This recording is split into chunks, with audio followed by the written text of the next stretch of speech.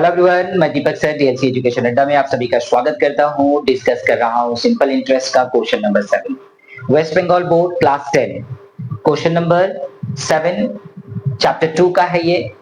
तो चलिए क्वेश्चन को पढ़ते हैं और इसको सॉल्व करते हैं। क्या बोला जा रहा है? बोला गया है लेट अस कैलकुलेट, हमें कैलकुलेट करना है। लेट अस कैलकुलेट, क्या कैलकुलेट करना है? द नंबर ऑफ ईयर्स, मतलब कितने समय लगेगा या कितना वर्ष लगेगा। द नंबर ऑफ ईयर्स, कितना टाइम लगेगा। For which an amount becomes twice of its principal, principal का जो अमाउंट जो है वो प्रिंसिपल का ट्वाइस हो जाएगा। तो रिलेशन पहले समझते हैं। पहले तो हमारे पास होना चाहिए प्रिंसिपल। क्या होना चाहिए? प्रिंसिपल। मालूम नहीं है कितना है तो हम x रुपीज लेट कर लेते हैं कि प्रिंसिपल कितना है, x है। फिर कह रहा है कि जो अमाउंट होगा, अमाउंट का मतलब क्या होता है पता है आपको? प्रिंसिपल प्लस इंटरेस्ट जो होगा वो डबल हो जाएगा। डबल बोले तो 2x हो जाएगा, ठीक है ना।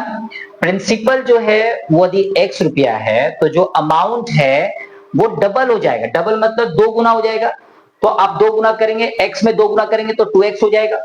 यानी अमाउंट का मतलब क्या होता है? अमाउंट का मतलब होता है प्रिंसिपल प्लस इंटरेस्ट, यानी कि आप यहां से इंटरेस्ट कैलकुलेट कर सकते हैं। तो इंटरेस्ट आपको यहां से मालूम हो जाएगा, ठीक है। इंटरेस्ट कितना हो जाएगा? 2x में माइनस कर देंगे x, तो आपके पास आ जाएगा x रुपीस। तो इंटरेस्ट आपके पास आ चुका है।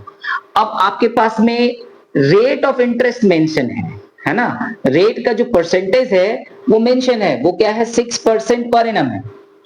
तो अब आपको करना क्या है? अब आपको केवल एटीपी कर देना है।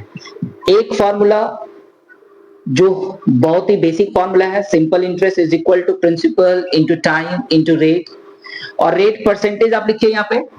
तो सिंपल इंटरेस्ट तो ऑलरेडी हम निकाल चुके हैं। सिंपल इंटरेस्ट हमारा हो चुका है x, प्रिंसिपल भी है x, टाइम मालूम नहीं है, रेट मालूम है 6%।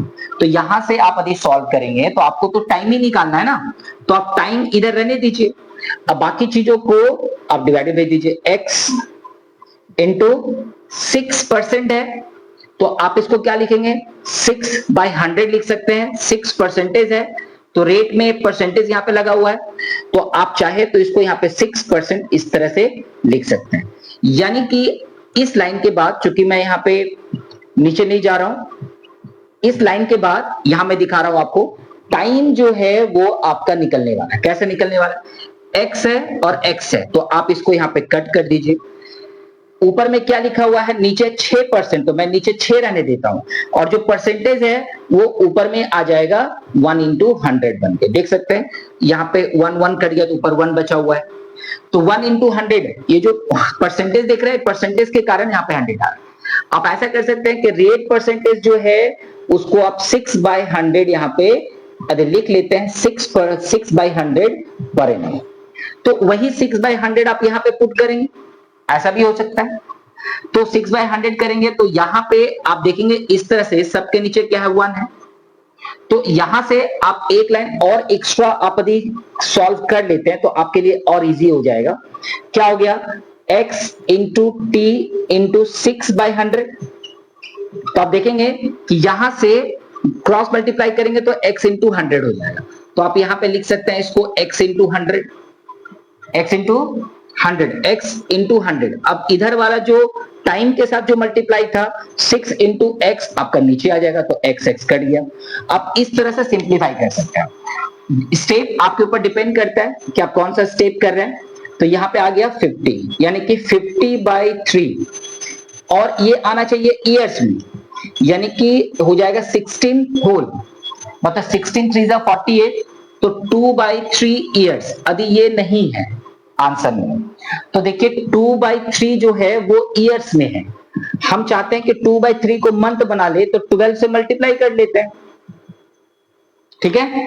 तो 3 से 3 4 12, यानी 4 2 8 मंथ्स।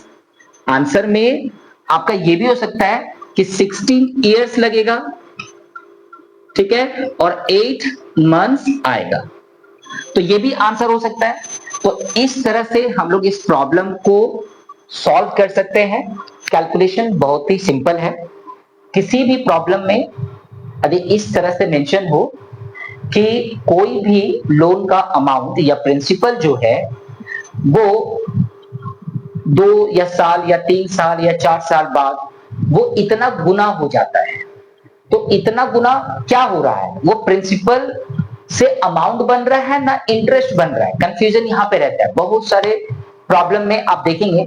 तो यहां पे ध्यान देने की चीज थी कि let us calculate the number of years for which an amount, यहां पे लिखा है ना विच एन अमाउंट, यानी कि जो लोन लिया गया जो अमाउंट है उस अमाउंट का मतलब लोन का जो अमाउंट है माने जो प्रिंसिपल है वो प्रिंसिपल बन जा रहा है। क्या बन जा रहा है, तो अमाउंट बन जा रहा है। तो अमाउंट बन जा रहा है यानी अमाउंट इज इक्वल टू क्या होता है, प्रिंसिपल प्लस इंटरेस्ट होता है। तो यदि वो अमाउंट बन जा रहा है तो आप उसमें से माइनस कर दीजिए प्रिंसिपल को जो लोन आपने लिया है, तो बच जाएगा आपके पास में इंटरेस्ट। तो वही प्रोसेस यहाँ पे भी मैंने फॉलो किया है।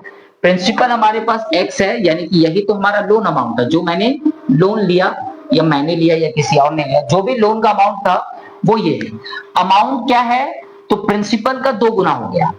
ध्यान देने वाली बात है कि पीछे अभी 8 नंबर सवाल में जब हम लोग सॉल्व करेंगे तो पता चलेगा कि प्रिंसिपल का जो इंटरेस्ट है वो इतना हो गया है।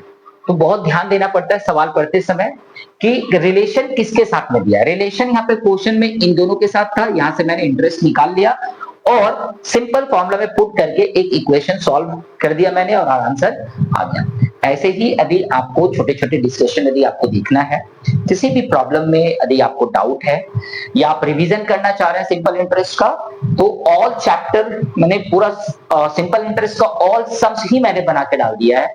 आप वहां से हर सम्स को पर्टिकुलरली मैंने चैप्टर के सम्स को रीड करके भी बताया है, जो उसमें समझाना था वो भी समझाया हूं, स्टेप बाय स्टेप भी समझाया हूं। आप वहां से अपने डाउट को क्लियर कर सकते हैं। तो यदि ये डिस्कशन अच्छा लगा तो प्लीज लाइक एंड शेयर कर दीजिए अपने दोस्तों में, और चैनल पर नए होंगे तो सब्सक्राइब कर लीजिए। मिलते हैं एक और वीडियो में। Thank you, bye.